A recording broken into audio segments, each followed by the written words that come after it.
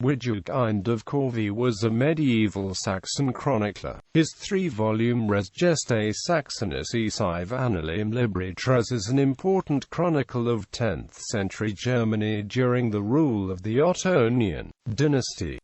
In view of his name, he possibly was a descendant of the Saxon leader and national hero Widukind, mentioned in the royal Frankish annals, who had battled Charlemagne in the Saxon wars from 777 to 785. Widukind the chronicler entered the Benedictine abbey of Corvey in the Westphalian part of Saxony around 940 seconds, probably to become a tutor. It is widely assumed that he had reached the age of 15 upon his access, though it has been recently suggested that he may have joined the order as a child. In 936, Henry the Fowler, the first East Frankish king of the Saxon ducal Ottonian dynasty, had died and was succeeded by his son Otto the Great. Otto's rise as undisputed ruler of a German kingdom against the reluctant dukes made great impression on the Benedictine monk. By his own admission, Widukind first wrote several Christian hagiographies before he began his Res Gestae Saxonicae. He dedicated the chronicles to Abbess Matilda of Quedlinburg, daughter of Emperor Otto the Great, like himself a descendant of the Saxon leader Widukind. The annals were written after Otto's coronation by Pope John XII on the 2nd of February 962. However, though both Otto and his father Henry the Fowler are named imperators, this incident is not mentioned. After the elevation of Matilda's brother Otto II as co-emperor in 967 and the death of her half-brother Archbishop William of Mainz 1 year later, the abbess remained the only important member of the Ottonian dynasty in the Saxon lands under Regent Hermann Bilung. Therefore, Widukind may have begun the writing, or started all over again, to create a kind of mirror for princes. The annals were continued until Otto's death on the 7th of May 973.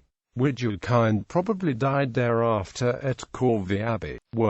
The Res Gestae Saxonicae are significant historical accounts of the times of Otto the Great and Henry the Fowler, modelled on the works of the Roman historian Sallust and the Deuterocanonical books of the Maccabees. Widukind wrote as a Saxon, proud of his people and history, beginning his narration not with the Roman Empire but with a brief synopsis derived from the orally transmitted history of the Saxons and their struggles with the Franks, with a terseness that makes his work difficult to interpret. Widukind of Corvey starts with the wars between Theodoric, king of Austrasia, and the Thuringi, in which the Saxons played a large part. An allusion to the conversion of the Saxons to Christianity under Charlemagne brings him to the early Saxon dukes than details of the reign of Henry the Fowler. He omitted Italian events in tracing the career of Henry, nor does he ever mention a pope. But one of the three surviving manuscripts of his Gesta was transcribed in Benevento, the Lombard duchy south of Rome. The second book opens with the election of Otto the Great as German king, treats of the risings against his authority, again omitting events in Italy, and concludes with the death of his first wife Edith of England in 946. A manuscript of Res Gestae Saxonicae sive annalium libri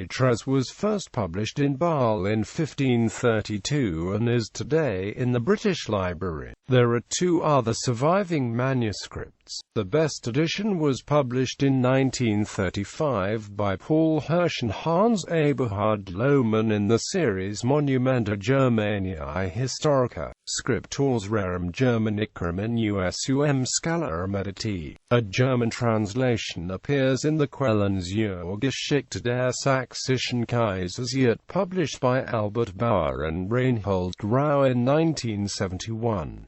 An English translation is found in an unprinted doctoral dissertation, Raymond Wood, The Three Books of the Deeds of the Saxons by Widukind of Corvey, translated with introduction, notes, and bibliography. Widukind is also credited with a Vita of St. Paul and St. Thecla, doubtless based on the 2nd century Acts of Paul and Thecla, but no traces of it now remain.